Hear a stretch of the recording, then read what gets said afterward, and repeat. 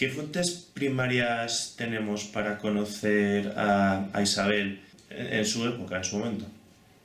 Fuentes primarias, sobre todo documentación archivística, donde podemos encontrar, creo que hay una carta de ella a su padre también tenemos, es decir, hay manuscritos muy poquitos, evidentemente conservados de su mano. Hay evidentemente toda la cuestión más legal, ¿no?, y jurídica de esos nombramientos donde ella firma por su mano, pero evidentemente al ser todavía siglo XV hay una dispersión de fuentes que nos hace difícil este trabajo, ¿no?, de ir tirando.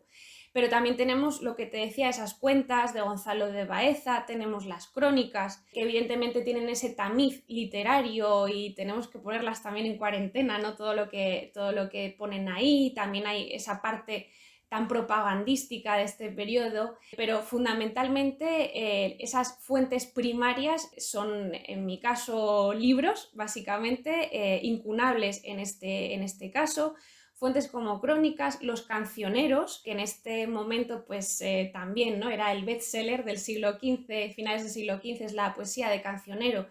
y todos los cancioneros que tenemos en la época. Entonces, todas estas cuestiones fueron las que estuve leyendo para ir escrutando casi línea a línea si había repercusiones literarias, si había esa Isabel como objeto literario o si por el contrario, si estamos en las fuentes históricas, como te decía, archivísticas, inventarios, ¿no?, de libros, que creo que también hablaremos de eso. Esas fuentes evidentemente son a las que acudimos para ir desentrañando y sacando toda esta información. ¿Y alguna de estas fuentes podemos encontrar algún indicio de su personalidad? ¿Podrías contar algún tipo de anécdota que indique pues cómo era la infanta Isabel? Pues evidentemente es difícil, ¿no?, ponernos un poco en el perfil de una infanta, una princesa y reina del siglo XV, pero gracias, por ejemplo, al inventario, ¿no?, al inventario de los libros que se hicieron, se registraron tras su muerte, no solamente podemos ver los libros e imaginarnos el horizonte de lecturas que podía tener una mujer, vamos a decir, moderna, ¿no?, ya de la modernidad del siglo XV, que tiene impresos, que sigue esas modas, que incluso estilísticamente en su escritura adopta unos rasgos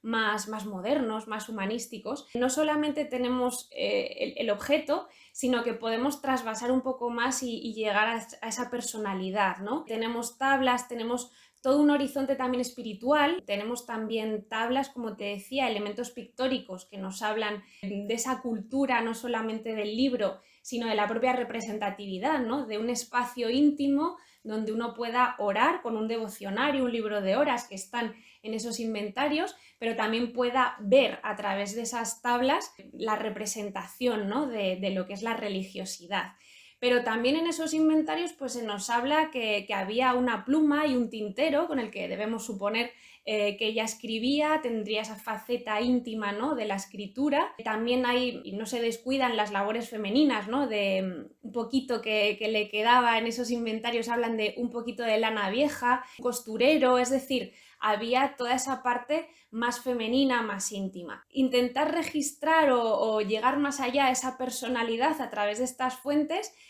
sí que podemos un poco ver, casi como en una mirilla, a ver qué es lo que podemos observar. Los cronistas nos hablan de una mujer extremadamente delgada, eso sí, sobre todo ya lo hablaremos cuando ya regresa a Castilla como princesa viuda, parece ser que se entregó completamente a la religión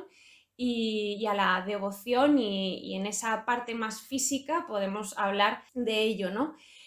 También que se parecía un poco, vamos a decir, a la familia, ¿no?, de Fernando el Católico, parece ser, por la parte física. Pero todos los cronistas y todos los escritores tienden, ¿no?, a hacer esa homonimia o a hacer ese paralelismo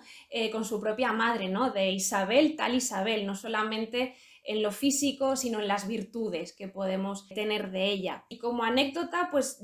yo creo que podemos tener aquella, ¿no?, que nos habla que ofreció una limosna a un hombre que había encontrado unas horas de la infanta que se habían perdido y haciendo uso, ¿no?, de esa magnanimidad y excelencia que tenían que tener los monarcas en el siglo XV, se le da una limosna por haber entregado esas horas de la infanta que debemos